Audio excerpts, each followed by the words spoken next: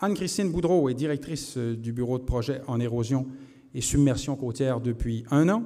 Elle agit également comme directrice du bureau régional de coordination gouvernementale des Îles-de-la-Madeleine.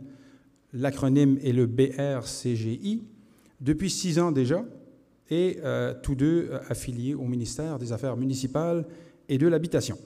Alors, elle vient ce soir nous présenter ce fameux bureau de projet, en plus de nous expliquer globalement le cheminement d'un projet en zone côtière. Mesdames et messieurs, Anne-Christine Boudreau.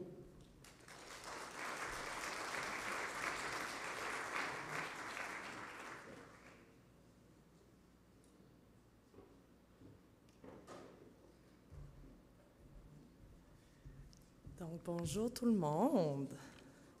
Comme un gros spot, on dirait qu'on ne s'habitue pas à ça. Je suis très contente d'être ici ce soir. Puis, est-ce que le son, c'est bon? Oui? Super. Marinelle, toujours là pour nous. Donc, je suis très contente d'être ici ce soir pour venir présenter un peu le bureau de projet en érosion et submersion côtière, qui est un nouveau bureau, dans le fond, du gouvernement du Québec qui a été mis en place l'an dernier. Je vais parler un peu de ça, puis je vais parler un peu plus concrètement peut-être de notre rôle, puis pourquoi on est ici ce soir là, à travers la présentation. Donc, on va passer un peu les objectifs, mandat du bureau de projet, un petit historique, puis pour, comme Jean le disait, parler du cheminement des projets en zone côtière. Ça marche. Donc, les objectifs du bureau de projet, là, c'est 3 grands objectifs. Donc, le premier, de réduire les impacts actuels et projetés de l'érosion et de la submersion côtière. Puis là, c'est ce que vous voyez à l'écran, là, mais plus spécifiquement sur la santé et la sécurité des personnes, les biens, les infrastructures, la vitalité économique et sociale et les écosystèmes, puis surtout en tenant compte des changements climatiques. Vous allez le voir dans mes prochaines diapos, mais il y a beaucoup de choses qui se font déjà. Donc là, l'idée, là, c'est vraiment aussi d'avoir une vue globale de ce qui se passe. Ensuite, l'objectif est d'accroître l'accompagnement gouvernemental qui se faisait déjà auprès du milieu municipal, puis d'augmenter l'efficience des actions gouvernementales en adaptation au changement climatique. Voilà. Donc, on est des grands fans de cartes au bureau de projet. Donc, le territoire qui est couvert par le bureau de projet, ce n'est pas juste les îles de la Madeleine. À certains égards, je pense qu'il y avait des gens qui se posaient des questions là-dessus. Le bureau de projet, vraiment, là, il couvre de la pointe est de l'île d'Orléans jusqu'à la base Côte-Nord, jusqu'aux îles de la Madeleine. Donc, ça, c'est vraiment le territoire sur lequel on joue. On va être positif, comme disait Marianne tout à l'heure. Donc, c'est le territoire qui est desservi par le bureau de projet.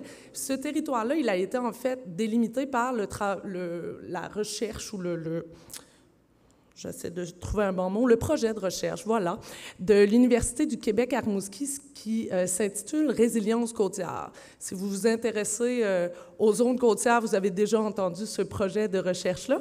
C'est un projet de recherche, dans le fond, je pense, qui a commencé, puis je ne voudrais pas te donner les mauvaises années, là, mais 2017, c'est terminé en 2021 environ. Jasmine va me faire des signes si j'ai bonne date.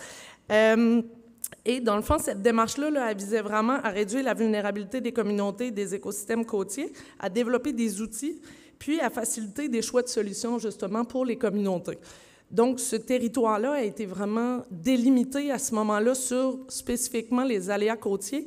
Donc, quand on est dans d'autres zones, je veux dire, du Québec, par exemple, on voit de l'érosion fluviale ou des inondations, mais sur la zone que vous voyez là, c'est spécifiquement des aléas côtiers, puis c'est ce territoire-là qu'on dessert au bureau de projet. Peut-être juste vous mentionner qu'au bureau de projet, pour l'instant, il y a des ressources qui sont basées aux îles de la Madeleine, d'autres en Gaspésie, mais l'idée, c'est vraiment de desservir l'ensemble du territoire. Oui. Le bureau de projet, dans le fond, c'est 4 ministères. Le ministère de l'Environnement et de la lutte au changement climatique, de la faune et des parcs, on aime ça, les petits noms. Hein. Le ministère de la Sécurité publique, le ministère des Transports et de la Mobilité durable, puis le ministère des Affaires municipales. Donc, tous ces ministères-là sont vraiment les membres fondateurs, je veux dire, du bureau de projet, mais évidemment, il y a d'autres ministères, d'autres organismes, que ce soit au provincial, que ce soit au fédéral, qui gravitent aussi, évidemment, autour du bureau de projet. Vous aurez compris, notamment avec la présentation de Marianne, l'expertise en santé publique est bien évidemment la bienvenue autour du bureau de projet.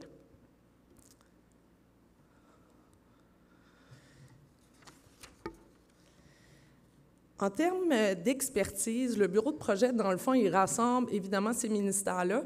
Et comme vous l'avez vu plus tôt, l'idée est vraiment d'offrir un soutien au milieu municipal. Donc, il y a les expertises que vous voyez à l'écran là, qui sont mises à disposition finalement des municipalités pour les aider dans l'adaptation.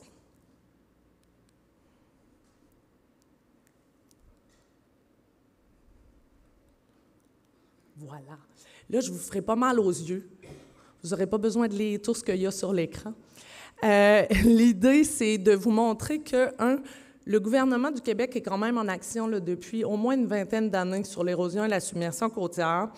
Vous voyez en gros les rangs sont des initiatives ou des mesures gouvernementales, alors que les petites icônes de tempête sont des événements marquants qui ont eu lieu au Québec, donc pas juste aux Îles-de-la-Madeleine, mais qui ont permis justement de raffiner là, à chaque fois les outils et les mesures qui étaient mises en place par le gouvernement. Donc, évidemment, ce sont différents programmes d'aide financière, des outils d'aménagement, le financement de la recherche aussi, qui est très important à travers tout ça, pour s'assurer qu'on a des options, des solutions qui conviennent puis qui font du sens pour les milieux. Puis, sinon, des plans d'action ministériels aussi, parce que l'envergure de l'action gouvernementale est quand même assez importante dans ce domaine-là. Vous allez pouvoir le voir, le constater avec les prochaines diapos. Puis, dans toutes les choses qui se sont faites au niveau du gouvernement du Québec, la plus, je veux dire, deux que vous pouvez peut-être noter, je pense, qui vont vous intéresser. C'est depuis 2019 quand même, avec la mise en place notamment du BRCGI, donc si vous vous rappelez de l'acronyme de tout à l'heure, on avait mis en place un comité interministériel justement en soutien à la municipalité. Puis, ces travaux-là ont amené à plusieurs choses. La rencontre publique, comme je pense disait Jean plus tôt, qui avait eu lieu en 2020, la première, la deuxième en 2022, puis enfin celle de ce soir. Donc, on vise un beau rythme de rencontre à ce niveau-ci. Puis, l'autre chose qui a été mise en place là, par le gouvernement, c'est le bureau de projet en érosion et submersion côtière, donc qui date de un peu plus d'un an. L'annonce a été faite le 31 août dernier. Donc, ça visait vraiment à accroître tout ce qui se faisait au niveau gouvernemental, mais vous constatez avec la mise en contexte, là, puis les nombreux petits rangs, qu'il existe quand même de nombreuses choses qui se font depuis plusieurs années. Et peut-être une façon de le concrétiser là, pour tout le monde, c'est à travers cette diapo-là où vous avez les investissements gouvernementaux, je veux dire, les plus pertinents, parce que bien évidemment, il y en a d'autres. Puis là, vous voyez quand même une diversité des différents ministères qui composent le bureau de projet. Pour vous donner une idée, on parle quand même, là, par exemple, au ministère des Transports et de la Mobilité durable, d'un investissement de 194 millions conséquemment aux aléas côtiers là, depuis 2013. Puis là-dessus, c'est quand même important de souligner qu'il y a 90 millions qui a été investi aux Îles-de-la-Madeleine. Fait que vous comprenez que c'est une partie très importante, une proportion très importante de l'enveloppe là, qui a été mise aux Îles-de-la-Madeleine. Sinon, vous voyez, il y a un nombre de projets qui est important, que ce soit des projets routiers, que ce soit des projets de recherche.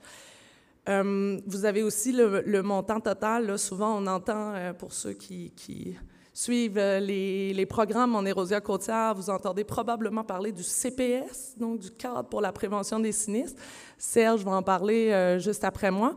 Mais il y a quand même eu là, beaucoup de projets qui ont été mis en œuvre, vous le voyez à l'écran. Puis Serge pourra vous parler là, plus spécifiquement de ceux pour les îles. Sinon, peut-être le point intéressant, là, 99 ententes MELCC-FP avec les MRC, dans le fond, puis là, on aime bien ça, les acronymes, hein, vous l'aurez compris en regardant mes diapos. Mais ATCL, dans le fond, c'est un nouveau programme Accélérer la transition climatique locale. Puis avec ce programme-là, c'est les fameux plans climat. Donc, la municipalité des Îles, Jasmine, j'imagine, va en parler un peu tout à l'heure, a déposé justement son plan climat. Puis, c'est des travaux qui avaient été soutenus notamment par le Comité des Îles de la Madeleine sur l'érosion avec les autres ministères. Donc, on converge tous là, vers justement une meilleure planification avec l'ensemble de ces outils-là.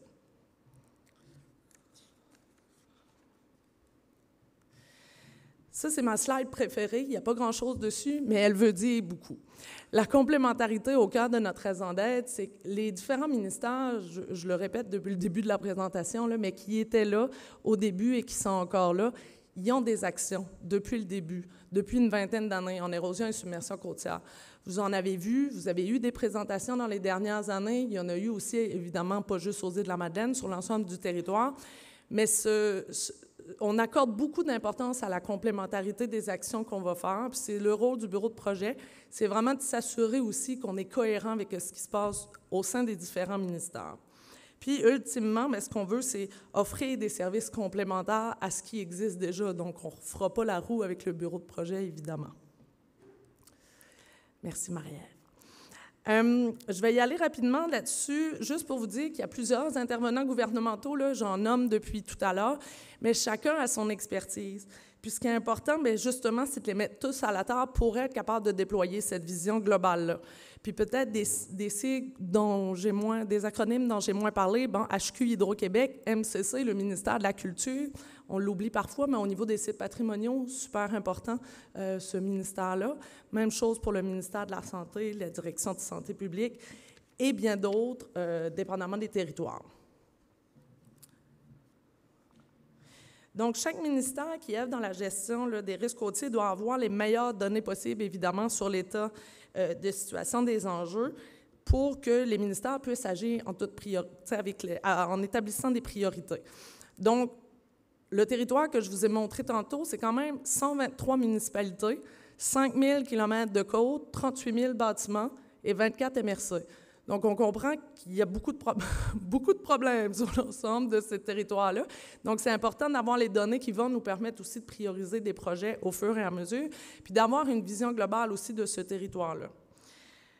C'est important aussi pour la municipalité parce que souvent, une municipalité va choisir peut-être un site prioritaire parce que pour elle, à ce moment-ci, sur l'ensemble de son territoire, c'est son site prioritaire. Mais nous, ça nous permet à l'échelle gouvernementale aussi d'avoir cette vision-là pour l'ensemble du territoire. Puis parfois, bien, ailleurs, il va y avoir des besoins un peu plus pressants.